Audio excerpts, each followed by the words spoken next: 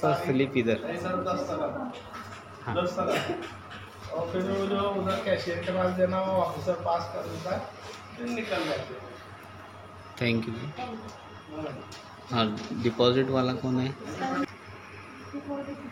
ये देखो स्लिप में डिपॉजिट के लिए इधर तुम्हारा जिसका खाता है उसका नाम, उसका यहाँ पर खाता नंबर, या कितने भर रहे 2000 5000 वो रखा है यहाँ पर अंकों में या शब्दों में।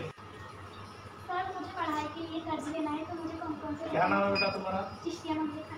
अभी नहीं मिलता, स्कूल तक नहीं मिलता। 12वीं जब तुम ज़्यादा मार्क्स से पास होंगे, इंजीनियरिंग को जाना है, मेडिकल को जाना है, मेडिकल कॉलेज में दाखिला लेना है, इंजीनियरिंग कॉलेज में लेना है, तब वो कॉलेज की फीस के हिसाब से कर्जा मिलता है। तो तुमको नौकरी लगेंगे तब तुमको वापस करना है, जब नौकरी लगेगी तब। और मार्क्स उसको अच्छे चाहिए, लेकिन 70 80 90% के ऊपर चाहिए 12वीं में, तब मिलता है एजुकेशन।